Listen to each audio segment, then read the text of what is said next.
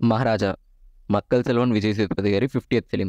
And movie విషయానికొచ్చేస్తే మాత్రం చాలా చాలా బాగుంది.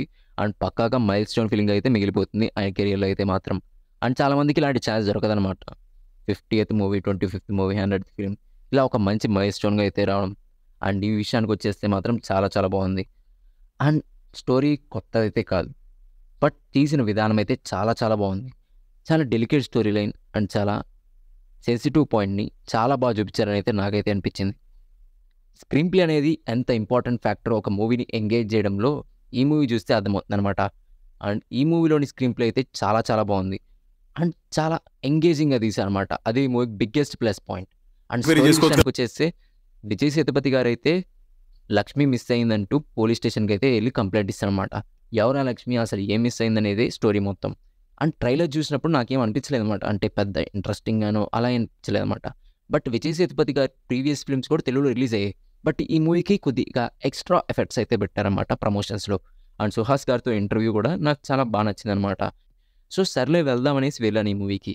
అండ్ టోటల్‌గా సర్ప్రైజ్ అయిపోయాను. మూవీ చూసి చాలా చాలా నచ్చింది నాకైతే మాత్రం. ఎందుకంటే లాస్ట్ 3 ఇయర్స్‌గా తమిళ్ మూవీస్ నుంచి వచ్చిన one of the best film అయితే నాకైతే అనిపించింది. ఎందుకంటే ఈ లేటెస్ట్‌గా తమిళ్ ఫిల్మ్స్ అన్నీ కూడా కాస్ట్ ఆపరేషన్ బేస్డ్ మీదే వస్తున్నాయన్నమాట మోస్ట్‌లీ. అండ్ చాలా హైప్ ఉన్న మూవీస్ కూడా పెద్ద ఫస్ట్ హాఫ్ బాగున్నా, సెకండ్ హాఫ్ బాలేకపోవడం. అండ్ పెద్ద హీరో సినిమాలైతే జస్ట్ మూమెంట్స్‌తో ఎంజాయ్ చేయడం అనిపించింది. బట్ ఈ మూవీలో అయితే స్టోరీ చుట్టూనే రివాల్వ్ అవుతుంది. బట్ ఆ స్టోరీ రివీల్ కూడా చాలా చాలా బాగుంటుంది. అందుకే ఈ మూవీ అయితే నాకైతే చాలా బా నచ్చింది. అండ్ ఈ మూవీలో ప్లస్ పాయింట్స్ ఏవన్నా ఉన్నాయంటే అది ఫస్ట్ ప్లస్ పాయింట్ అయితే మాత్రం మన విజయ్ సేతుపతి గారి యాక్టింగే అనమాట. ప్రీ క్లైమాక్స్ ముందు పోలీస్ స్టేషన్ దగ్గర ఒక సీన్ ఉంటుంది. ఎఫ్ఐఆర్ రైటర్ దగ్గర ఎక్స్‌ప్లెయిన్ చేస్తుంటారనమాట ఏమైందని. ఆ సీన్‌లో విజయ్ సేతుపతి గారి యాక్టింగ్ అయితే మాత్రం చాలా చాలా బాగుందనమాట. భలే చేశారు ఆ సీన్‌లో మాత్రం. ఆయన పర్ఫార్మెన్స్ మాత్రం అదిరిపోయింది.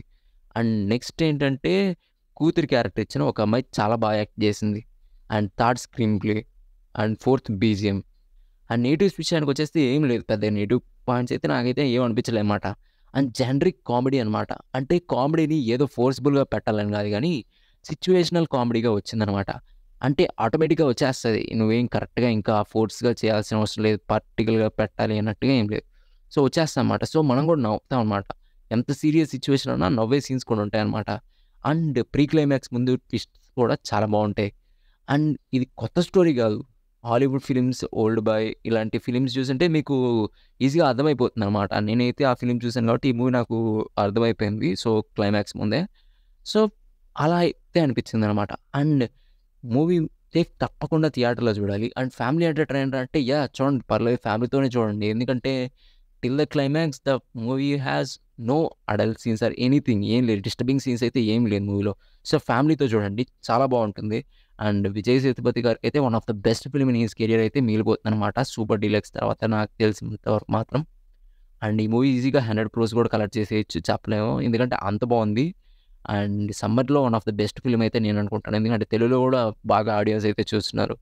సో, యెస్ గైస్ మూవీ అయితే చాలా బావుంది. మీరు ఎలాంటి ఫ్యామిలీతో చూడండి చాలా బావుంటుంది. And please subscribe to my channel and press the bell icon. Bye guys.